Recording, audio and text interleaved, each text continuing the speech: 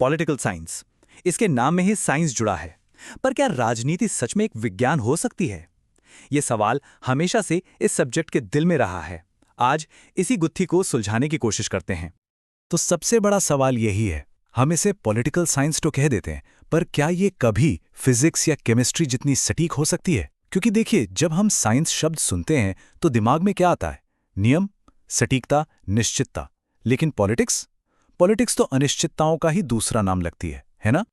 इसको ऐसे समझिए, एक तरफ है फिजिक्स जो हमें सेकंड टू सेकंड बता सकती है कि अगला सूर्य ग्रहण कब लगेगा, बिल्कुल पक्का। और दूसरी तरफ है राजनीति, जहां एक हफ्ते बाद होने वाले चुनाव का नतीजा क्या होगा, यह बताना भी एक बहुत बड़ी चुनौती है। तो सबसे पहले उन लोगों की बात सुनते हैं जो कहते हैं कि भाई राजनीति विज्ञान हो ही नहीं सकती। उनका क्या तर्क है? अच्छा, तो जो लोग इसे साइंस नहीं मानते, उनका तर्क मोटे तौर पर 4 बातों पर टिका है। पहली, कि इसके कोई यूनिवर्सल नियम नहीं है। दूसरी, कि इसमें कई चीजों को मापना नामुमकिन है। तीसरी, कारण और असर का रिश्ता साफ नहीं होता। और चौथी, कि इसका भविष्य तो कोई बता ही नहीं सकता।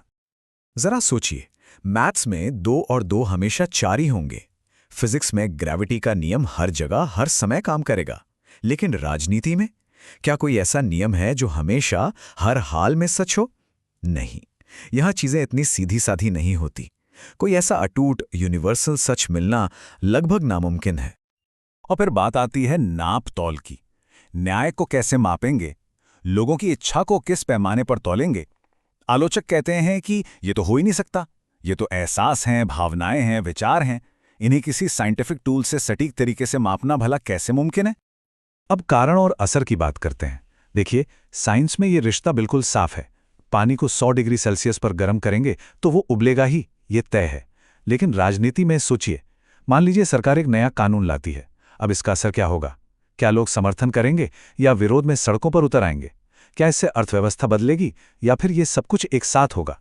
कुछ भी पक्का नहीं है। तो ये तो हो गई एक तरफ की बात। लेकिन क्या कहानी बस इतनी ही है? अब सिक्का पलटकर देखते हैं। उन लोगों की दलीलें सुनते हैं जो कहते हैं कि पॉलिटिकल साइंस अपने नाम को पूरी तरह से सही ठहराता है। इनका कहना है कि भले ही इसका सब्जेक्ट इंसानी व्यवहार है, लेकिन तरीका तो साइंटिफिक ही है।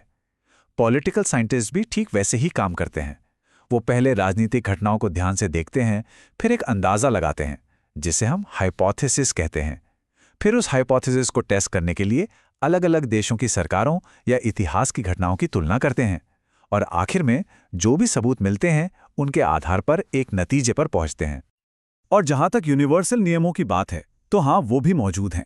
माना कि फिजिक्स के नियमों की तरह पत्थर की लकीर नहीं है, लेकिन कुछ सिद्धांत तो हैं जो लगभग हर जगह सही साबित होते हैं।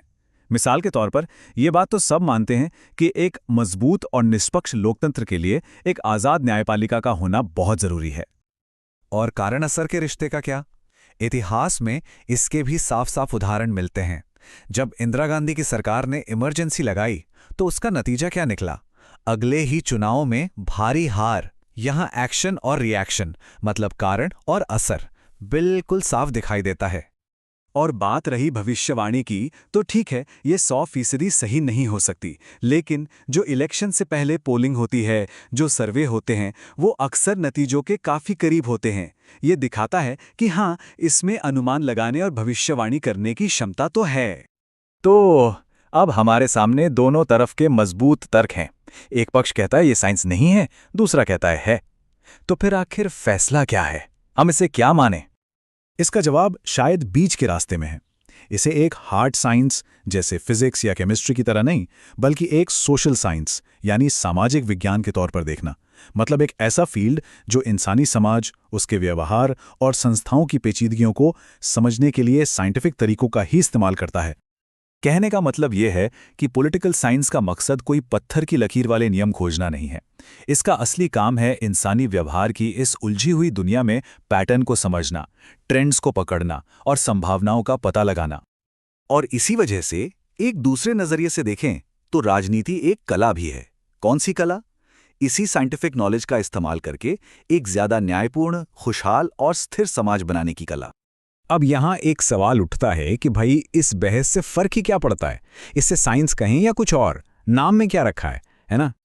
नहीं, फर्क पड़ता है, बहुत बड़ा फर्क पड़ता है। क्योंकि हम राजनीति को जिस नज़र से देखते हैं, चाहे एक प्रिडिक्टेबल मशीन की तरह या एक बहुत ही जटिल इंसानी सिस्टम की तरह, उसी से ये तय होता है कि हम अपनी बड़ी बड़ी समस्याओं को सुलझाने के लिए कौन सा रास्ता अपनाएंगे। देखिए, अगर हम ये मानकर चलेंगे कि हर उलझी हुई इंसानी समस्या का कोई 100% सटीक साइंटिफिक हल मिल जाएगा तो हाथ सिर्फ निराशा ही लगेगी। लेकिन अगर हम इसे सोशल साइंस मानकर इसके टूल्स का इस्तेमाल करें, पैटर्न को समझें, तो हम धीरे धीरे ही सही बेहतर पॉलिसी और बेहतर सिस्टम बनाने की तरफ आगे बढ़ सकते हैं।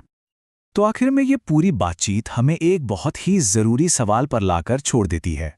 अगर राजनीति कोई परफेक्ट साइंस नहीं है जिसके पास हर सवाल का पक्का जवाब हो, तो फिर हम सब अपने तमाम मतभेदों के बावजूद एक ज़्यादा बेहतर समाज बनाने के लिए सबसे अच्छा रास्ता कैसे निकाल सकते हैं? और जब हम राजनीति को एक सामाजिक विज्ञान की तरह समझते हैं, तो इसी सवाल का जवाब ढूंढना हमारी सबसे बड़ी जिम्मेदारी बन जाती है।